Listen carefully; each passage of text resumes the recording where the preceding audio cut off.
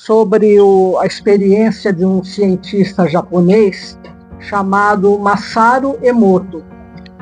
Esse cientista fez algumas experiências e ele conseguiu afirmar o poder que a palavra tem, a energia que emana das palavras e até dos pensamentos. Então ele fez várias experiências com a água e uma das experiências foi com 2 potes de arroz. Ele pegou 2 potes de vidro e colocou o mesmo arroz nos 2 potes. E diariamente ele dizia para um pote: você é feio, você é doente, você não vai ser coisa boa. E para o outro pote ele só falava palavras amorosas: você é saudável, você vai servir para nutrir muita gente. E assim ele fez durante um mês. No final de um mês, o primeiro pote que recebeu palavras negativas, positivas, estava intacto, branquinho, como se tivesse sido colocado naquela hora. O outro pote que ouviu só palavras negativas estava completamente mofado. Então, eu quero começar a minha história por aí. Desde a minha infância até a adolescência, eu ouvi palavras muito duras da pessoa que eu tinha como referência, que era meu pai. Então ele dizia muito assim: você não serve para nada, você não vale nada. Desde pequena eu ouvia isso. E eu cresci acreditando nessas palavras. E não percebi que tudo isso ia causar um impacto muito grande na minha vida. Tanto que, quando eu me tornei, passei da fase adolescente para a vida adulta, que eu comecei a namorar, eu não consegui firmar com nenhum namorado. Todos eles me traíram. Todos. Tive dificuldades também de relacionamentos assim no trabalho, com amigos também. E era uma necessidade muito grande de ser validada, de ser amada, e eu não tinha isso. E eu fui levando essa vida até os meus 50 anos, mais ou menos, 50 e pouco, mas eu me fechei na parte de relacionamento amoroso. Eu desisti, porque eu falei: não é possível, tem alguma coisa errada comigo, e não dá certo com ninguém. Então eu me fechei e fiquei como um livro, né, que é mal compreendido, e coloquei num cantinho de uma estante e fiquei ali, esquecida. E aí o tempo passou e em 2006 eu vim para Bueno Brandão.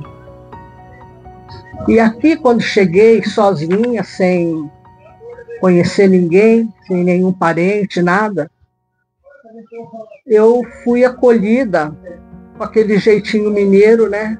De onde que você é, né? Filho de quem, né? Você mexe com o quê?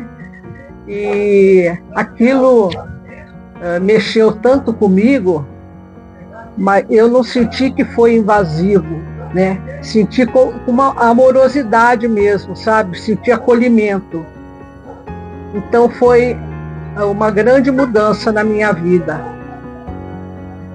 E aí, em 2009, 3 anos depois que eu estava aqui, um casal do Rio de Janeiro veio para cá morar e fundou um espaço chamado Espaço Namastê.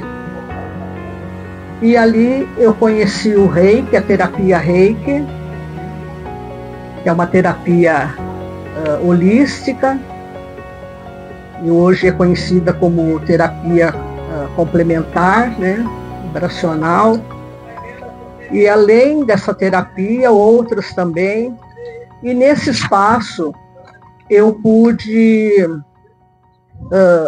participar de vivências, de conversas, de estudo, e foi abrindo a minha mente para um despertar, né? Principalmente o Reiki. O Reiki faz muito isso com a gente, né? E através desse despertar, eu fui me autoconhecendo e fui voltando lá para trás, né?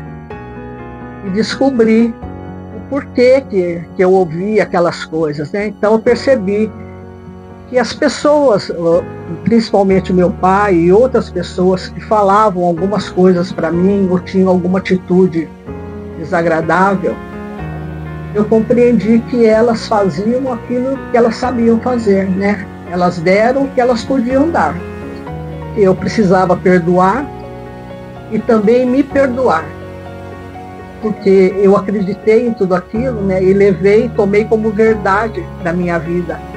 Mas até o coração da gente ferido, ele não se cura com o esquecimento, mas sim com a compreensão, com o entendimento. Mas esse despertar me tornou uma pessoa forte, mais independente do que eu era, e fui elevando a minha autoestima. A primeira tatuagem, bom, eu cheguei em Bueno com 56 anos, né? Foi em 2006. A primeira foi uns 3 anos depois. Foi depois que eu conheci o pessoal do Namastê mesmo, que eu fui inserida no Reiki. Foi aí que eu comecei a fazer a tatuagem. Foi uma coisa inconsciente. Depois é que eu, né, tomei conhecimento de que elas representavam mesmo, né, essa liberdade que eu adquiri. Eu continuo solteira, porque eu percebi também que não era importante ter alguém na minha vida. Lógico que eu não posso viver sem as pessoas, eu gosto muito das amizades que eu tenho, da interação que eu tenho com as pessoas, mas eu percebi que eu não dependo disso, né? Aqui Ganesha, né? Aqui tem o nome de Micael, do arcanjo, Miguel. Desde quando você começou? Então, foi depois que vim para Bueno, depois de ter o contato com as terapias, através do autoconhecimento, eu fui me libertando, porque tatuagem é liberdade, né? Você coloca para fora todos os seus gatilhos, aí as coisas, né? Então, foi aí que eu percebi que eu era livre, uma pessoa livre. Hoje eu pinto meu cabelo de azul, de roxo, e não me importa se estão me olhando atravessado, né? Visto a roupa que eu quero.